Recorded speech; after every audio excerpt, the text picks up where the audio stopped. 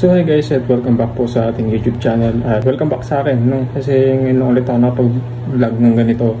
Yung reason kung bakit ako bumalik is that gusto ko lang makapag-share sa inyo ng isang napakalaking changes dito sa isang project na tinalakay natin around 3 years or 4 years ago. So yun si Pi Network, okay? Welcome nga pala guys sa ating Pi Network 101 na kung saan pag-uusapan natin yung iba't ibang klase ng mga iba't ibang kailangan nyo malaman patungkol kay Pi Network. Okay. Para po ito sa mga pioneers dyan na hindi pa updated sa kung ano yung currently na nangyayari dito ay Pi Network. Okay. So ito si Pi Network guys, sobrang ganda, sobrang positive ng mga nangyayari sa kanya ngayon. Kaya gusto ko siyang i-share sa inyo at para bumalik rin kayo guys since ako kakabalik ko lang din around 2 weeks ago at inanalyze ko yung buong situation. Sobrang ganda guys at sobrang excited ako i-share sa inyo ngayon. Kahit pa paano is bumalik loob din kayo at hindi rin masayang yung mga mininan ninyong mga Pi coins. Okay. So basically guys, siguro after 3 years rin nagkaroon na ng presyo si Pi Network. Okay. I mean yung Pi tokens. So, yung mga Pi tokens na yun, alam natin yan guys lahat, sa mga solid subscribers ko dyan. Alam niya yan, sobrang dali mag-mine ng Pi tokens sa Pi Network app. At fast forward 3 to 4 years later, ay nagkaroon na po ng value yung Pi Network. Which is sobrang gandang step na nakikita natin. Kasi makikita natin na hindi siya ghost project lang siya guys. No? So makita natin may substance mismo yung efforts na binibigay ng PiCore, ng core team sa project na to. Okay? And yun yung pinaka-highlight natin dito sa video ngayon. Pag-uusapan natin yung sa mga kailangan ninyo malaman, especially dun sa mga hindi pa nakakalam about sa Pi Network. Kung ano yung mga magagandang bagay. Okay? So, syempre, unang-una sa lahat is na-list na po siya sa mga crypto exchanges kagaya ng OKX, Gate, BitGet, at marami pang iba.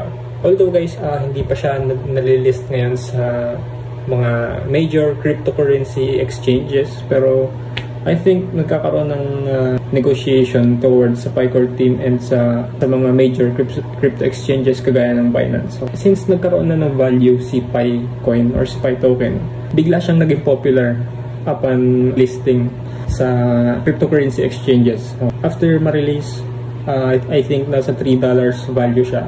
Hindi na siya masama guys, no? Kasi isipin mo yung 1 Pi coin mo is nagkakalaga ng something around 75 pesos. I think.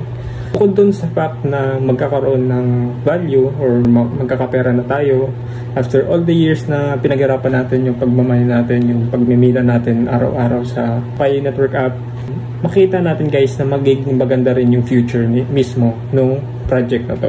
So hindi lang siya basta dun sa monetary value, kundi maganda rin kung titignan natin yung pinaka-future ecosystem ng Pi Network. Okay. I think ito yung pinakamagandang or para sa akin pinaka the best siya na nangyari dito kay Pi Network. And sobrang nag-look forward ako guys sa kung anong pwede mangyari sa future, no?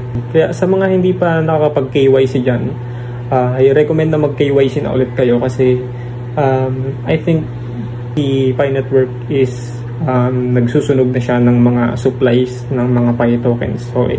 So ibig sabihin nun, kapag nagsusunog siya, pakonti ng pakonti yung supply at usually ginagawa nila yun under the radar. Kapag hindi mo na-verify yung account mo, so mawawala yung mga Pi tokens mo. Kaya yun yung nare-recommend ko, mag-KYC na kayo habang maaga pa. Okay.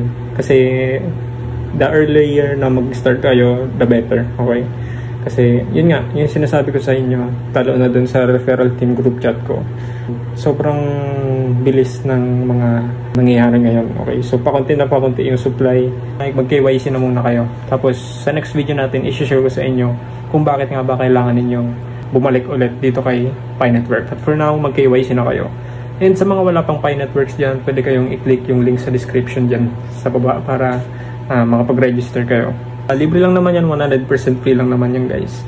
Wala kayong kailangan ilabas sa pera. So, yeah.